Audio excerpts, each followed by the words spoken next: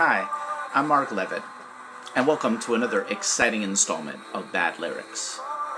Today my feature is Seals and Crofts. That's right, the beautiful music of Seals and Crofts. Okay, so today my focus is Seals and Crofts. Now, to many they're the poor man's Simon and Garfunkel, because there's two of them. That's not the only reason. They have nice harmonies, and of course they have less staying power than Simon and Garfunkel. That's why they're poor man's version of Simon and Garfunkel. But there are two of them. They have nice harmonies melding together. Okay, but they suffered from something that a lot of groups in the 70s suffered from, sort of a girlish preciousness. Like Cat Stevens, like John Denver, like this sensitive, overly girlish, sensitive lyrics. Feminine voices, flowery lyrics. It's like somewhere along the line, their balls were mangled, seriously, in an industrial accident. And gradually, their testosterone seeped out of their bodies into the ground and left them these shells, these effeminate hulks of men who write these songs. I think that's what happened.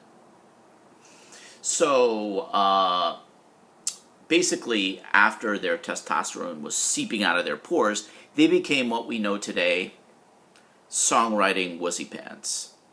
Seals and Crofts are such songwriting wussy pants.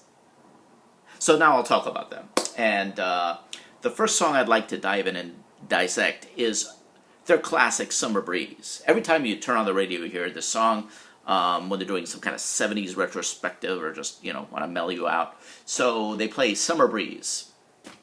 Basically, the song is an anthem to the wind.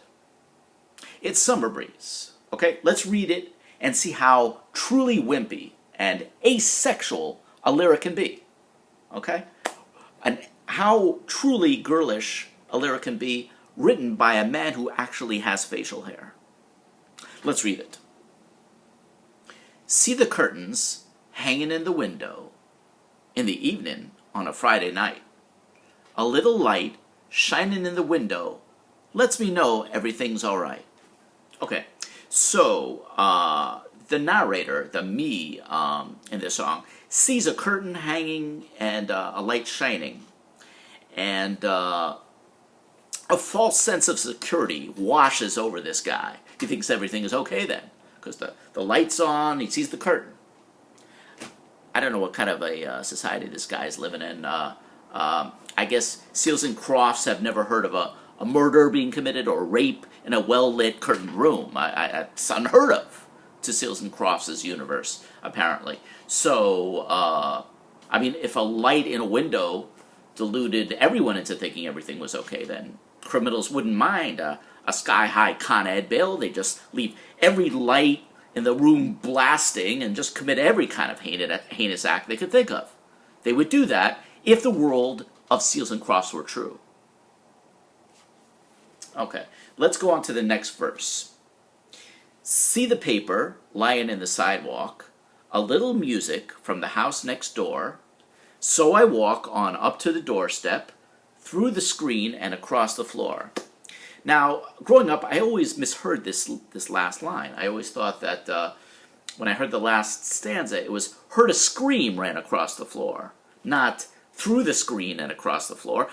My way would be more dramatic, like something would actually have been happening in the song. Like, heard a scream, ran across the floor. Instead of it's just like more freaking narrative, more setting the scene that we don't need and we don't want. Okay, so, but all it is a wussy preface to the next line, which turns out to be the chorus of the song. Let's read the chorus of the classic song Summer Breeze. Summer breeze makes me feel fine, blowing through the jasmine in my mind. Summer breeze makes me feel fine, blowing through the jasmine in my mind. Can someone explain to me what blowing through the jasmine in my mind actually means? I don't really know what that means. It could be some pansy pseudonym for like having some kind of a drug trip, like, yo man, the jasmine is blowing through my mind, man. You gotta watch out, man. That shit'll blow. It could be something like that, or just like I guess it could just conjure up of a sweet smell in the wind. I mean, it's obvious to me that Seals and Crofts have never actually ridden the New York City subways. If they had, they would not be talking about a jasmine-scented wind. They would be talking about some homeless, urine-soaked breeze wafting through those freaking subway trains. It's unavoidable.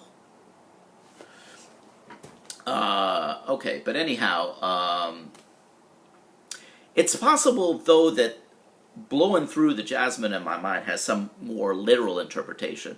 It could just be they were talking about blowing some chick named Jasmine. I mean, musicians are horn dogs, so it's quite possible. Okay, let's try another Seals and Crofts tune and see if they can. This one will make them grow a little hair on their chest, shall we? Okay, so let's read East of the Ginger Trees. Okay, East of the Ginger Trees. That sounds like a manly lyric. Okay, let's go. Go east of your dreamin' farm. Let peace and silence spin your yarn.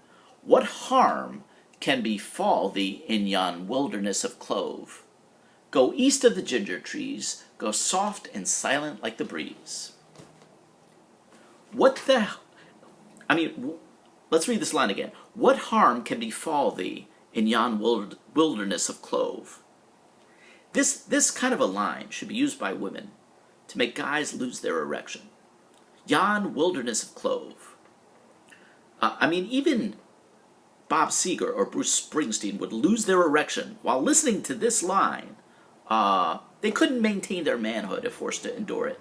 It would be like they'd go, like the line says, soft and silent like the breeze. They would, because yon wilderness of clove. They love their spice imagery, don't they? Yon wilderness of clove. Why don't they throw in some oregano and make a salmon oreganata? Why don't they cook that up? Because they have everything else. They have all the other ingredients here. They really do. I mean, what if they were just sitting back and goes, yo, man, where you at? Yo, man, I'm in yon wilderness of clove. What? You're in yon wilderness of clove, man. Would you just add yon wilderness of clove? Shit, man. What the hell is wrong with you, yon wilderness of clove? All right. This song is terrible, but let's go on to the final line. Go on toward the crimson shore, beyond this life of metaphors, where doors of understanding, house decorates them with clove. Again with the goddamn clove. Unbelievable. Now, I'm not exactly a beer-drinking, monster truck watching, wife-beater wearing kind of guy, but I mean, geez, these guys, Seals and Crofts, are one whisper shy of wearing pigtails and skipping around the maypole. I mean, Jesus Christ. Get it together. I think even Clay Aiken would tell these guys to man up and grow a pair. Anyhow, this has been today's Bad Lyrics, featuring the overly pastoral, spice-infused, grievously effeminate lyrics of Seals and Crofts. If you insist on continuing to listen to their music, I suggest a strong regiment of male hormones. Well, this has been Mark Levitt. I'm happy that you were listening, and I hope you choose to continue to listen to the beautiful music of Seals and Crofts. Check you later.